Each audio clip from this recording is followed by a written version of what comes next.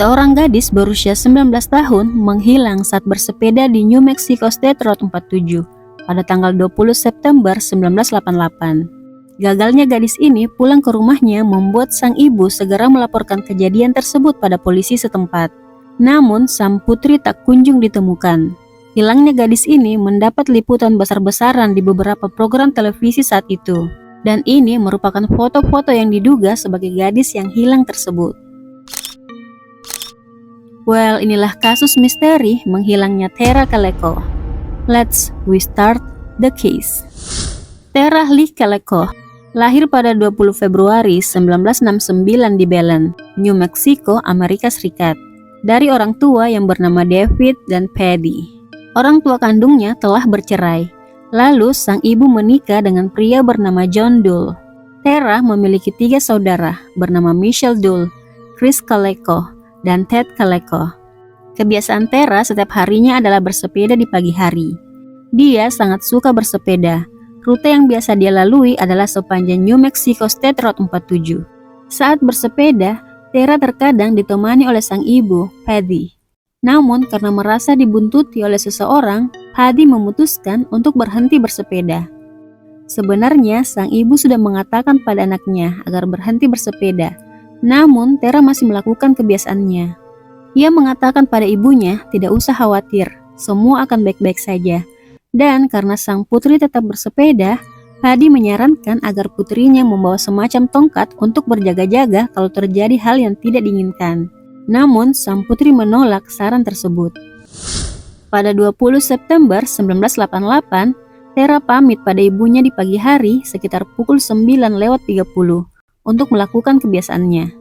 Saat itu, Tara mengatakan pada sang ibu jika dia belum balik ke rumah pada siang hari, dia ingin ibunya menjemputnya karena dia memiliki janji dengan sang pacar untuk bermain tenis pada jam 12:30 siang.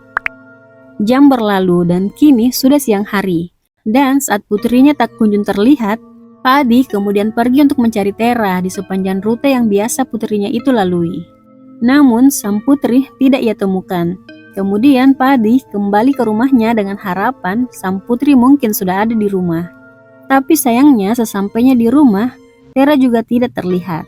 Tanpa membuang waktu, sang ibu kemudian menghubungi kepolisian setempat untuk melaporkan hilangnya sang putri. Setelah menerima laporan, polisi segera melakukan pencarian besar-besaran terhadap Tara.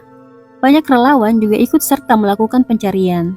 Dan dalam pencarian tersebut, mereka berhasil menemukan barang-barang Tara, yaitu kaset dan Walkman merek Sony yang sudah rusak di sepanjang jalan. Para saksi yang memberikan informasi mengatakan, mereka melihat Tara sekitar jam 11:45 siang. Dan beberapa saksi mengatakan melihat sebuah mobil van mengikuti Tara dari belakang saat bersepeda. Namun saat itu, mungkin Tara sedang mendengarkan musik dengan menggunakan headphone-nya. Jadi dia tidak tahu atau tidak mendengar apa yang ada di belakangnya. Pencarian terus dilakukan namun tak jua memberikan hasil. Jam, hari, dan bulan berlalu dan Tara masih juga tidak ditemukan. Hingga pada tanggal 15 Juni 1989, sekitar hampir setahun setelah Tara dilaporkan menghilang, seorang wanita menemukan sebuah foto Polaroid yang menunjukkan seorang gadis muda dan seorang anak laki-laki berada dalam mobil van dengan mulut disumpal dengan lakban berwarna hitam dan kedua tangan mereka diikat ke belakang. Menurut wanita tersebut, dia menemukan foto itu di tempat parkir sebuah toko yang ada di Port St. Joe, Florida. Dia menemukan foto tersebut di tanah, tepat di mana sebuah mobil van kargo Toyota berwarna putih tanpa jendela diparkir ketika dia tiba di toko. Wanita itu menambahkan bahwa van itu dikemudikan oleh seorang pria yang kira-kira berusia 30-an dan dia berkumis. Dari informasi tersebut, polisi memasang palang penghalang di jalan untuk mencegat kendaraan tersebut. Namun sayangnya, van dan pria tersebut tidak pernah teridentifikasi. Dan menurut ahli, foto Polaroid tersebut diambil setelah bulan Mei 1989. Pada bulan Juli 1989, foto tersebut kemudian disiarkan di A Current Affair, di mana Patty dihubungi oleh teman-temannya yang telah menonton acara tersebut, dan mereka mengira bahwa gadis di foto tersebut mirip dengan Tara. Sementara itu, kerabat Michael Henley, seorang anak laki-laki yang juga menghilang pada bulan April 1988 yang menonton acara tersebut meyakini bahwa anak laki-laki tersebut adalah Michael Henley. Orang tua Tera dan Michael kemudian bertemu dengan penyidik untuk memeriksa foto Polaroid tersebut. Paddy mengatakan dia yakin gadis muda di foto Polaroid tersebut adalah putrinya karena ada bekas luka di kaki gadis tersebut, di mana Tera juga memiliki bekas luka yang sama akibat kecelakaan mobil yang pernah dialami. Selain itu, ada buku My Sweet Audrina karya V.C. Andrews di samping gadis tersebut, di mana buku tersebut merupakan salah satu buku favorit Tera. Saat itu, menurut analisis dari Scotland Yard, disimpulkan bahwa gadis itu adalah Tera. Namun, dia tidak yakin bocah laki-laki di Polaroid tersebut adalah Michael Henley. Namun sayangnya, saat dilakukan analisis kedua pada foto tersebut di Los Alamos National Laboratory, mereka kemudian tidak setuju bahwa itu Tera. Sedangkan analisis FBI terhadap foto tersebut tidak meyakinkan. Sementara itu, ibu Michael hampir meyakini bahwa anak laki-laki di Polaroid tersebut adalah putranya. Namun sayangnya, jasad sang putra kemudian ditemukan pada bulan Juni 1990 di Pegunungan Sunni, sekitar 11 km dari perkemahan keluarganya. Dan dari hasil otopsi, Michael diyakini tewas bukan karena penghilangan nyawa, tapi karena hipotermia. Well, hal itu semakin meyakinkan bahwa anak laki-laki di foto Polaroid tersebut bukanlah Michael Henley. Nah, karena hasil analisis dari foto tersebut tidak memberikan hasil yang positif, penyelidikan kasus Tera kemudian dihentikan. Nah, kalau di foto Polaroid tersebut bukan Tera dan Michael, lalu siapa kedua anak tersebut? Pada tahun 2006, ibu Tera meninggal dan di saat terakhirnya, beliau masih belum tahu tentang kejelasan kasus putrinya. Saat itu, ayah tiri dan saudara Tera melanjutkan perjuangan ibunya untuk kasus Tera. Pada tahun 2008, Rene Rivera memberikan informasi tentang Tera di sebuah artikel.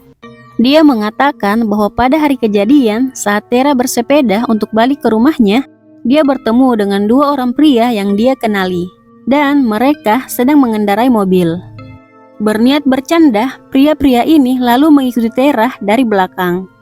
Namun sayangnya secara tidak sengaja, mereka menabrak Tera.